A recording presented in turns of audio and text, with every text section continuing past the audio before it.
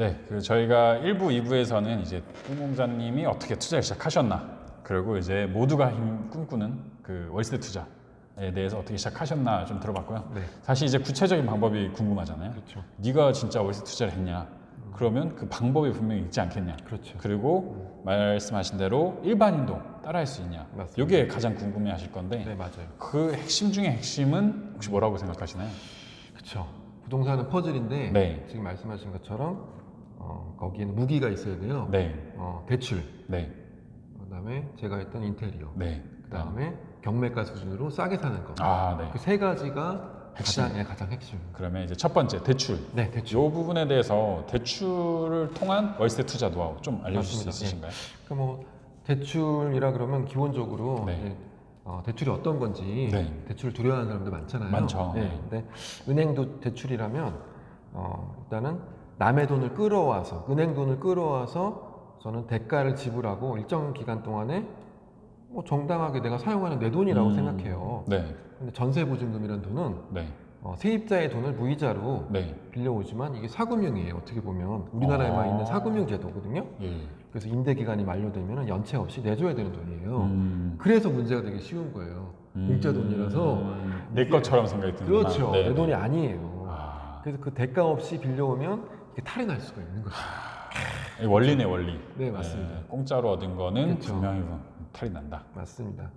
그러니까 대출에는 두 가지가 있어요. 네. 그러니까 좋은 대출, 나쁜 대출. 이거는 기요사키 형님이 말씀하신 거 아닌가요? 네. 그렇죠. 저희 기요사키가 뭐 형님 아니지만, 네. 네. 네. 그렇죠. 기영님께서 말씀하신 네, 거지만, 네. 좋은 대출, 나쁜 대출이 있어요. 네. 대출이 무조건 나쁜 건 아닌데, 네. 그 가르는 기준은 그 대출한 돈으로 무엇을 하느냐에 따라서 네. 그 돈으로 자산을 사면 좋은 대출이고요. 네. 이거를 어떤 명품 가방이나 자동차를 사면 소비재. 네, 소비재를 사면 소비용 대출을 하면 아. 이게 나쁜 대출이라고 봅니다. 일반적으로. 그렇죠. 네. 근데 주택담보대출도 내가 사는 주거용 담보대출이 있고요. 네. 그러니까 우리가 부동산을 집을 사면 거기 네. 살아야 되잖아요. 그쵸. 그러니까 내가 사는 집은 일반적으로 주거용 담보대출을 하는 거예요. 네. 그다음에 저처럼 임대사업을 하면 네. 임대사업을 위한 임대사업자 대출이고요. 그렇죠. 이 퍼센테이지가 좀 다르죠? 네, 맞습니다. 네. 그래서 주거용 담보대출은 일반적으로 무주택자일 때 네. 어떤 KB 시세 네. 가격표에 70%까지 나와요. 근데 뭐 그 다음부터는 적게 나오죠. 그렇죠. 네. 요즘에 뭐 LTV 이런 거 적용돼가지고 맞습니다. 뭐 거의 40% 30%밖에 안 그렇죠. 난다고. 예, 서울 같은 경우에는 네. 집이 이제 한 채 이상이면 그쵸. 거의 대출이 어렵다고 봐야 되죠. 맞습니다. 예, 그래서 비규제 지역에는 가능한데 네. 이렇게 사업자 대출은 나라에 신고를 하고 내가 임대 사업을 하겠다라고 등록을 하는 경우에는 KB 시세의 80% 또는 그 이상. 80% 그러니까 80%에 80% 85% 네. 뭐 자기 소득과 신용에 따라 다르게 나오는데 거주형 담보대출 그러니까 네. 뭐 내가 살겠다 그런 네. 거는 이거는 이제 거치 기간이라는 거는 이자만 내는 것이고요. 그쵸. 원리금 상환은 원금과 이자가 들어가는 건데 이렇게 주택을 수익형으로 임대 주는 건 맞지가 않아요. 그러면 임대사업자를 등록해야 그쵸. 지금 월세 수익에서 맞다. 맞습니다. 네. 예, 그래서 대출을 알아보는 노하우를 좀 더 말씀드리면 중요하죠. 네, 네. 맞습니다. 예. 인터넷 상품처럼 은행마다 네. 다양한 조건과 혜택이 있어요. 아. 예, 그래서 나한테 맞는 예. 대충 상품을 잘 서칭을 하고 네. 찾아봐서 선택하는 게 가장 중요한 거예요. 약간 뭐 자동차 고를 때 좋은 딜러가 그렇죠, 뭐 선텐도 맞습니다. 해주고 옵션을 더해주는 그렇죠, 그런 분들 맞습니다. 있죠. 예, 예. 상품이에요. 그래서 네. 일단 한도가 주택 시세에서 비례해서 얼마나 나오는지, 그다음에 금리가 얼마나 나오는지, 그다음에 거치 기간. 그쵸 거치 기간이 이자만 내는 기간이 얼마나 되고 네. 만기 시 연장이 잘 되는지, 네. 뭐 잘 안 될 수도 있는지, 그렇죠, 그렇죠. 예, 그런 걸 꼼꼼히 따져 보셔야지 그런 게 중요합니다. 여기서 또 궁금한 게 사실 은행을 잘 모르시는 분들은 은행 가면은 은행에서 해준 조건대로 해야 된다 생각하잖아요. 네, 맞아요. 백화점도 정찰제로 생각하는데 그렇죠. 전 백화점에서 가격 깎는 사람 많이 봤어요. 네. 은행도 네. 깎을 수 있다. 맞습니다. 맞죠? 네, 은행과 딜을 하셔야 돼요. 그렇죠. 그래서 일단 좀 더 디테일하게 말씀드리면 1년 중에 은행도 사업 목표가 있고 얼마만큼 대출을 하겠다. 그래서 연초에 홍보를 하고 마케팅을 해요. 네네네. 그래서 대출이 잘 나오는 시기가 있어요. 언제가 주로? 네, 당연히 사업 시작하는 연초겠죠. 연초. 예, 네. 그래서 2월부터 상반기까지는 그래도 은행에서 사업 실적 목표를 가지고 대출액을 늘리기 때문에 네. 마케팅을 하고 홍보를 하기 때문에 그 네. 기간에는 한도나 금리가 고객에게 유리한 그런 협상을 할 수가 있어요. 그렇죠. 네. 그리고 조금 이제 대출 많이 받았어요. 근데 네. 사실 문제는 지금 기준금리가 어제 동결 또 됐잖아요. 맞습니다. 1.25%로. 네, 맞습니다. 근데 금리가 보통 기준금리 플러스 한 1.7%, 뭐 1.8% 이렇게 해서 보통 3% 넘어버려요. 가산금리 한번 넘어. 근데 이런 것도 사실 조정이 가능하다는 걸 모르는 사람이 많거든요. 그죠. 조정이 가능하죠? 네, 가산금리라 그러는데요. 네. 은행도 예대마진이라 그래서 그쵸. 나라에서 돈을 빌려오거나 채권이나 국채를 통해서 코픽스 금리라 그러는데 네. 뭐 그런 것까지는 알 필요는 없는데요. 네. 우리는 목적이 부동산 투자를 하더라도 내가 필요한 부분만 디테일하게 아시면 돼요. 모든 건 그쵸. 다 아실 필요는 없어요. 그렇죠. 예, 그러면 중개업자 돼야죠. 예, 네. 그러니까 목적이 네. 내가 잘 대출의 조건을 받는 거기 때문에 그쵸. 그러니까 터놓고 대출 담당자한테 네. 난 뭐 A은행 갔더니 여기서 금리를 이렇게 해주고 한도가 이렇게 나왔는데 조금 해주면 안 되냐 솔직하게 얘기를 하세요. 그러면 그 이제 대북에 있는 네. 뭐 사무들이나 그 자기가 해줄 수 있는 권한이 있더라고요. 네, 금리 권한이 소폭이 있어요. 네. 그래서 그렇게 솔직히 접근을 해서 다른 쪽에서 컨펌 받은 내용을 자기가 이렇게 알려드리면 네. 할 수 있다 안 했다를 확실하게 결정을 해주시더라고요. 그럴 때 막 이런 보험이나 카드 같은 거 좀 만들어야 되는 거 아닌가요? 왜냐면 얼마 전에도 저도 갔는데 뭐 노란 우산공제 들으라고 하더라고요. 그렇죠. 근데 그런 걸 또 해줘야 그분들도 뭐 해주지 그러니까 않을까요? 그건 저희 선택이에요. 자기가 보통 은행도 네. 사업구조가 있기 때문에 이렇게 한도를 높게 해서 금리를 낮춰주면. 이자를 낮춰줬는데 뭐 안 해준다. 예, 어느 정도는 거기도 먹고 살게 해줘야 그쵸. 되거든요. 그래서 주는 게 있어요. 또 없는 게 있죠. 뭐 단기간, 네. 뭐 1년이라든지 뭐 어떤 적금을 든다든지 네. 아니면 거기 카드를 사용한다든지 네. 그러면 내부 금리가 좀 내려갈 수가 있거든요. 네. 그럼 저도 또 이익이에요. 네, 사실 저도 굉장히 공감하는 게 저도 이제 꿈공장님 통해서 좋은 그 은행을 알게 됐고 저도 모르게 뭐 여러 가지 드러났더라고요. 근데 얼마 전에 사고가 났어요. 조그맣게. 어떻게? 조그만 사고가. 근데 그 사고가 제가 들어놓은 보험이 되는지도 몰랐어요. 근데 보험이 되더라고요. 그래서- 일상생활 보험을 예, 그때 예. 받으신 거예요? 근데 그분이 저한테 그러더라고요. 아니 뭐 이렇게 많이 들어왔어요? 그러더라고요. 그래서 저는 어차피 당연히 저는 그거 금액 빼고 이제 수익률 계산했는데 충분히 남으니까 된 건데 그래서 이렇게 도움되는 거라서 한 100만 원 이익 받네요. 네. 이거 축하드려요. 그렇습니다. 네. 그걸 잘 기억하고 또 쓰시는 네, 있는지도 몰랐어요, 네, 정말로. 네, 쓰시는 분이 많지는 않은데 네. 잘 사용하셨네요. 그런데 이때 또 중요한 게 사실 은행 가서 맨날 물어보는 게 그거잖아요. 네. 수입 얼마예요? 뭐 그렇죠. 신용 몇 등급이에요? 이런 거 네, 물어보잖아요. 맞습니다. 그런 걸 좀 극복하는 팁이 있을까요?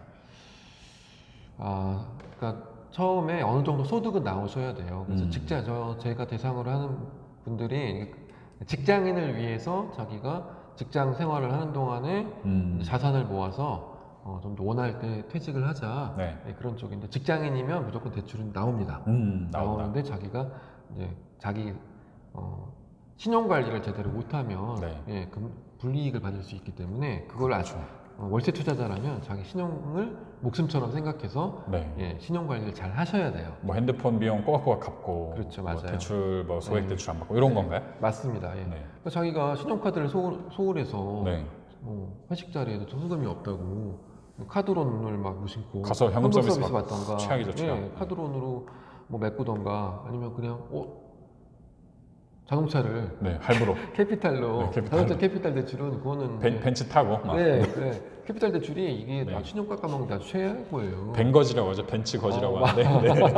많더라고요. 네, 생각보다. 그리고 요새는 이제 SNS로 대출도 많이 나오기 때문에 카카오뱅크 네, 카뱅 네. 같은 거를 많이 하죠. 모바일 대출을 무리하게 받으시면 아. 하락으로 가는 지름길이에요. 저는 그거 받고 싶었는데 네. 안 되더라고요.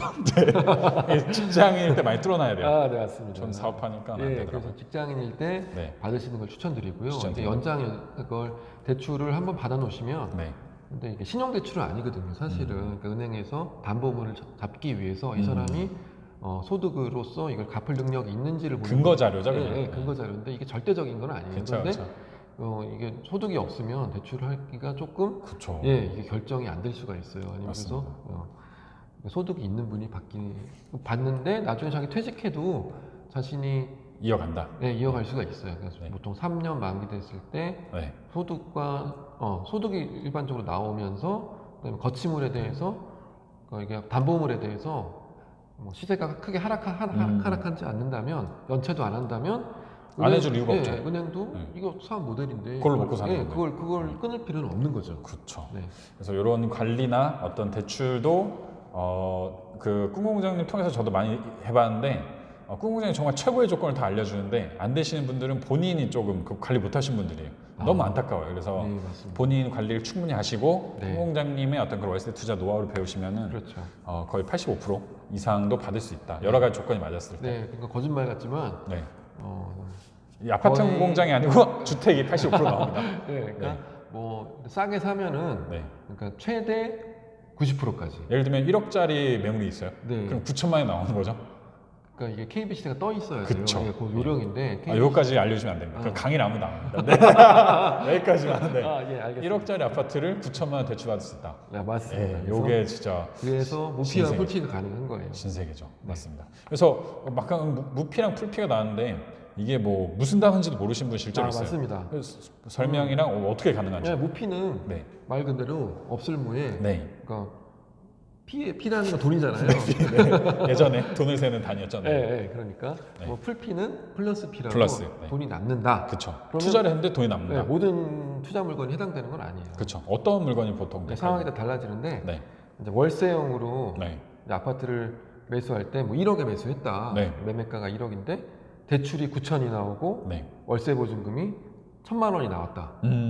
그러면 그 1억이네요. 네, 1억이네요. 네. 모든 비용이 1억이니까 네. 그걸 무피 투자라고 봐요. 그래서 네.